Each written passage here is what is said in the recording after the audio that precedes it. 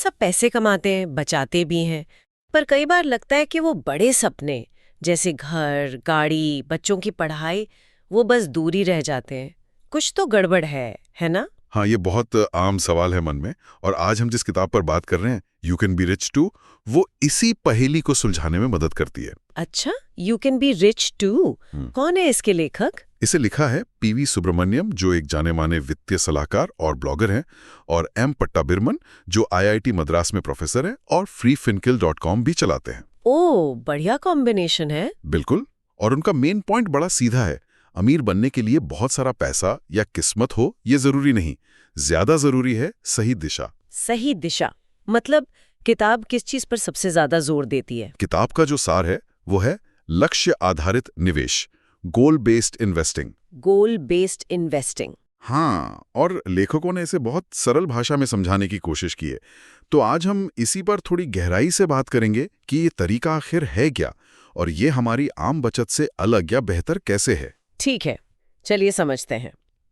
तो इस सही दिशा में पहला कदम क्या होना चाहिए? मतलब कहाँ से शुरू करें? देखिए, शुरुआत होती है खुद को ठीक से जानने से। किताब कहती है सबसे पहले तो ईमानदारी से ये देखें कि आज आप फाइनेंशियली कहाँ खड़े हैं, आपकी मौजूदा स्थिति क्या है। और उतना ही जरूरी है ये साफ करना कि आप भविष्य में पहुंचना कहाँ चाहते हैं। मतलब आपके लक्ष्य क्या हैं। घर लेना है, रिटायरमेंट के लिए बचाना है, बच्चों की पढ़ाई, उन्हें एकदम स्पष्ट करना होगा। सुनने में तो ये काफी सीधा लगता है, पर क्या सिर्फ लक्ष्य तय कर लेने से काम बन जाता है? लोग अक्सर प्लान तो बनाते हैं पर फिर टिक नहीं पाते उस पर। बहुत अच्छा पॉइंट उठाया आपने। तो ये लक्ष्य आधारित निवेश इसमें कैसे मदद करता है? इसका मतलब है हर लक्ष्य को एक पहचान देना, एक नाम देना। जैसे बच्चों की कॉलेज फीस वाला फंड या अपना घर खरीदने वाला फंड। अच्छा, मतलब पैसों को टैग कर देना। हाँ, एक तरह से। जब पैसा किसी खास मकसद से जुड़ जाता है तो दो चीजें होती हैं।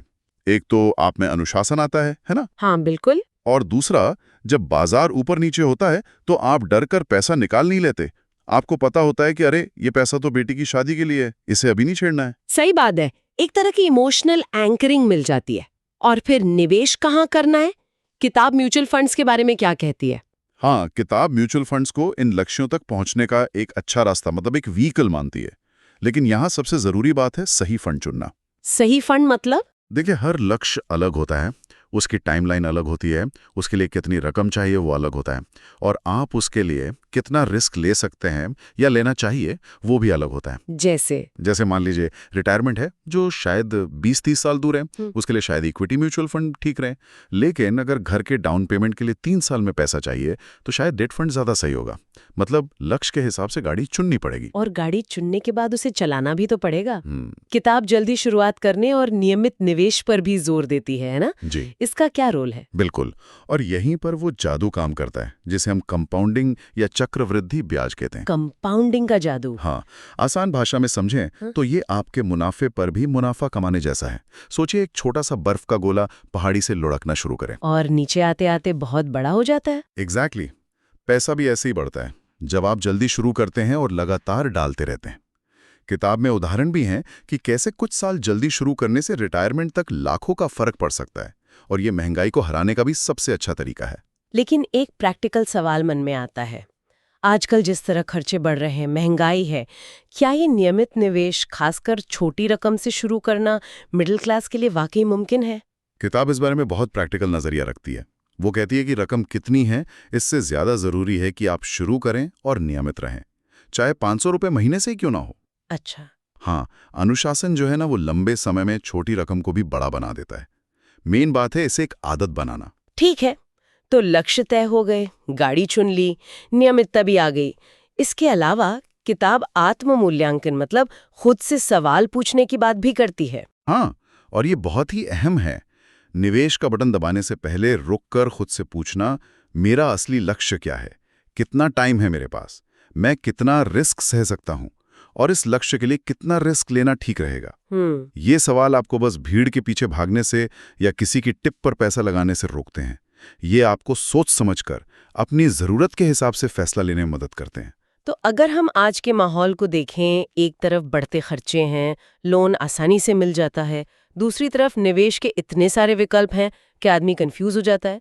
ऐसे में ये किताब कैसे काम आती है? इसका सबसे बड़ा फायदा यही है कि ये आपको सारे शोर से हटाकर वापस बेसिक रणनीति पर ले आती है कि भाई लक्ष्य तय करो, प्लान बनाओ और फिर अनुशासन से उस पर टिके रहो। ये बताती है कि पैसे वाला बनने के लिए बहुत ज्यादा अमीर होना पहले से जरूरी नहीं है। जरूरी है एक साफ प्लान और लगातार कोशिश। और ये तरीका सिर्फ कुछ खास लोगों के लिए नहीं, सबके लिए है। हाँ बिल्कुल, ये हर भारतीय निवेशक के लिए काम का है, चाहे उनकी उम्र कुछ भी हो, इनकम कितनी भी हो। आर्थिक आजादी कोई बहुत मुश्किल चीज नहीं है या सिर्फ अमीरों के लिए नहीं है। अच्छा, इसे साधारण, नियमित और लक्ष्य पर फोकस रखकर कोई भी पा सकता है। तो कुल मिलाकर you can be rich too से जो सबसे बड़ा सबक मिलता है वो ये है कि अमीर बनने के लिए शायद पैसों के ढेर से ज्यादा जरूरी है सही दिशा, जल्दी शुरुआत और वो नियमित कोशिश, है ना? एकदम सही कहा आपने। स्पष्ट दिशा, समय पर शुरुआत और निरंतरता, मुझे लगता है यही हैं सफलता के 3 मंत्र। इस पूरी बातचीत से मेरे मन में एक आखिरी सवाल आ रहा है।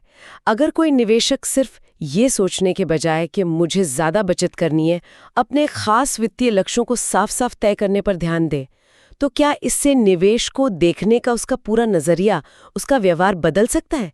ये बदलाव कैसा हो सकता है? ये सोचने वाली बात है।